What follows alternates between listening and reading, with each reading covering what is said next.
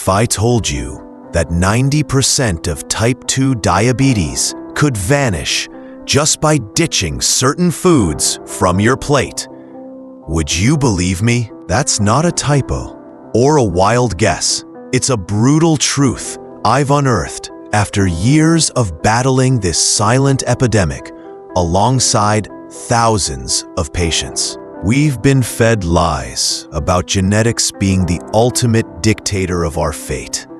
But let me hit you with the real deal. It's the modern food jungle we're lost in that's locking us into insulin resistance. Stick with me, because I'm about to rip the curtain off everything you thought you knew about blood sugar and hand you the keys to take back control. Now let's dig deeper into a question that's probably burning in your mind. If it's not just genetics, then what's really driving this diabetes crisis? I've watched folks who've got bad genes written all over their family tree, yet they're still struggling despite doing everything by the book. Counting carbs, measuring portions, the whole drill. Here's the kicker. Our food environment is a rigged game. Think of insulin as a key that unlocks your cells to let glucose in. Flood your system with endless carbs and sugar. And it's like making 1,000 cheap copies of that key. Eventually, the lock just stops working. That's insulin resistance, the root of type 2 diabetes for millions. But here's where it gets wild. Your body doesn't even need dietary carbs to survive. Yeah, you heard that right. We've got essential amino acids, essential fatty acids, but no such thing as an essential carbohydrate. Your body can whip up all the glucose it needs through a process called gluconeogenesis. So why are we drowning in carbs we don't need? Let me paint you a picture. I've had patients who swore by their healthy whole grain crackers. Turns out, those packs have 10% more carbs than what's slapped on the label. And those diabetic-friendly cereals? Forget it. They spike blood sugar worse than a spoonful of table sugar. I've seen the numbers on continuous glucose monitors, CGMs. A flat line with healthy fats, a small bump with protein, but a skyscraper spike with carbs. It's not just about what you eat. It's about how your body screams in response. And trust me, I've sat across from enough tear-streaked faces to know the despair of thinking there's no way out. But there is. I've guided patients through this maze, combining smart food swaps with natural support systems to flip the script on their health. We're talking about slashing post-meal spikes, not just managing them. So let's break down the battlefield, your kitchen, and arm you with what actually works. Before we get to the battle plan, let's lay the groundwork on how we got here and why food is the real puppet master behind diabetes. Type 2 diabetes isn't some inevitable curse passed down like a family heirloom. Sure, genetics can load the gun, but it's lifestyle, especially what's on your fork, that pulls the trigger. The average American diet is a carb-loaded minefield. Studies show we're consuming over 300 grams of carbs daily on average, when the body can often manage with less than 50 grams by making its own glucose. That's a deluge your system wasn't built for. Imagine your bloodstream as a highway. Too much sugar traffic, and the insulin traffic cops just can't keep up. Over time, your cells stop listening, and boom, you've got insulin resistance. I've seen this play out in real time. Picture a middle-aged guy. Let's call it a familiar story. Works long hours, grabs a quick soda and sandwich for lunch every day. That 12-ounce can of cola, it's packing 40 grams of carbs, more than many diabetics should touch in a single meal. Add a sandwich with 2 slices of bread. That's another 30 grams. His blood sugar rockets, insulin floods, and after years of this, his cells just shut the door. I've pored over his CGM charts, spikes after every meal, crashing lows by night. It's a vicious cycle. Then there's the marketing trap. Those low-fat yogurts in your fridge, about 60% of their calories come from sugar. They're desserts in disguise, not health food. Compare that to full-fat plain Greek yogurt with a handful of berries. Fiber slows the sugar absorption, and the fat keeps the spike flat. I've had patients switch just this one thing and see their morning readings drop by 20 points in a week. And don't get me started on beverages. A 16-ounce caramel macchiato from your favorite coffee spot? That's 60 grams of carbs, equivalent to chowing down 4 slices of bread. I've watched patients log their intake, shocked as I point out these hidden carb bombs. But it's not just about cutting stuff out.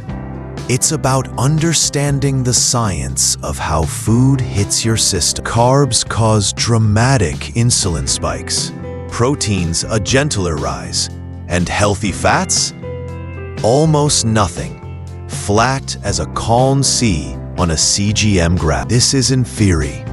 It's what I've tracked in thousands of patient profiles. And here's the hope. Insulin resistance isn't a life sentence. Reverse the flood, and your cells can start responding again. I've seen it happen. Folks who thought they were doomed, dropping meds and reclaiming energy just by rethinking their plate. So let's build on this. Let me show you the food environment's dirty tricks and how to outsmart them with precision. But hold on. Before we dive into the full arsenal of solutions, let me throw you a curveball that'll make you rethink everything sitting in your pantry. What if I told you that even the way you cook your food could be a secret weapon against diabetes? Take pasta, for instance. You've probably heard Italians eat it by the bucket load, yet their diabetes rates are lower than ours here in the US. It's not just luck, it's method. They often use high-fiber varieties, toss in olive oil, and here's the clincher. They keep it al dente. That firm texture lowers the glycemic index, slowing how fast it turns to sugar in your blood. I've had patients test this. Cook pasta to that perfect bite, and their post-meal readings barely budge compared to the mushy stuff. And get this, freeze that pasta or even bread, then thaw it right, and the starch molecules restructure, making them harder for your body to break down.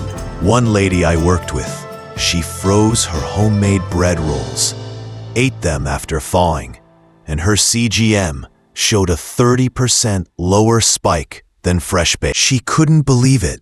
Neither could I at first, until I dug into the science of resistant starch. Then there's sweet potatoes. Boil them for 30 minutes instead of 8, and the glycemic index drops from 61 to 46. That's not a small tweak. That's a game changer for someone teetering on the edge of a spike. I've walked patients through these hacks, watched their eyes light up as numbers they dreaded for years started to stabilize. It's not just about avoiding carbs. It's about bending them to your will.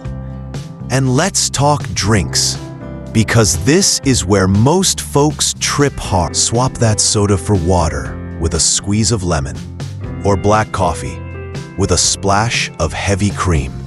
No sugar, no spike. I've had patients who ditched fancy coffee drinks for this simple switch, and within 2 weeks, their daily averages dropped by 15 points. These aren't guesses. These are patterns I've tracked across hundreds of cases. So let's push this further. What if your body could fight diabetes on its own, with just a nudge from the right foods? Here we are at the heart of the fight, where the real transformation happens. And I'm laying out the heavy artillery. Let's talk about nature's own diabetes defense system. GLP-1, a hormone your body can produce to regulate blood sugar.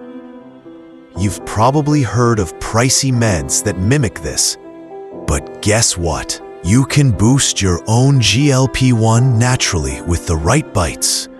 Start with bitter foods: arugula, dandelion greens, rosemary. Every time that sharp taste hits your tongue, you're triggering GLP-1 release. I've seen this work wonders. Picture a patient of mine, frustrated with med costs, sitting across from me with a defeated slump. We mapped out a plan. Start meals with a bitter green salad dressed in apple cider vinegar. That vinegar slows carb absorption, while the greens kickstart GLP-1. Add a protein like grilled chicken, and it's a triple threat. Within a month, her after-meal spikes flattened by 25 points on average. Then there's fermented foods: kimchi, sauerkraut, traditional pickles. They create short-chain fatty acids in your gut, another GLP-1 booster. I've had folks report feeling full for hours after adding a spoonful of kimchi to lunch. No cravings, just steady energy. And don't sleep on bone broth. It's rich in glutamine, like rocket fuel for your GLP-1 system. Simmer those bones for at least 24 hours at home.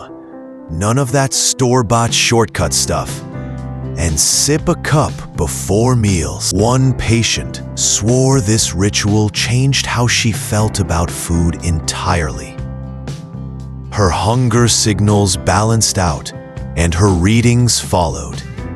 Now, let's hit timing, because this is massive. Eat protein and veggies before any carbs, and you can increase GLP-1 release by up to 300%. Imagine every meal starting this way. Your body's natural diabetes shield at full throttle. I've tracked patients who flipped their plate order like this, and their insulin needs dropped measurably over months. And let's not forget gentle movement. Forget intense gym sessions. Those can spike stress hormones and raise blood sugar. A 10-minute walk after meals? That's gold. It helps muscles soak up excess glucose without the cortisol chaos. I've seen a guy, lifelong desk jockey, start these walks after dinner. His evening readings went from 180 to 120 in 3 weeks. These aren't one-off flukes. They're strategies rooted in how your body ticks. I've guided hundreds through combining these: bitter starters, fermented sides, broth warm-ups, smart timing, and a post-meal stroll. The data backs it. One study showed meal sequencing alone can cut postprandial glucose by 38%. Another found bitter compounds increase GLP-1 secretion by 50% in lab models. I've lived these results through patient charts, through late-night calls of relief when numbers finally make sense. And here's the ultimate proof. I've witnessed someone on 300 units of insulin daily. Yes, 300. Slash it by 60% over time with these shifts. Not typical, not a promise, but a blazing sign of what's possible when you stop fighting your body and start fueling it right. This isn't about deprivation. It's about precision, about outsmarting a system rigged against you. Every tweak, every bite rebuilds the bridge to your cells listening again. So take this map: bitter greens, fermented power, timing tricks, gentle steps, and let's rewrite what diabetes means for you. Now let me lighten the load for a second and share something that'll stick with you.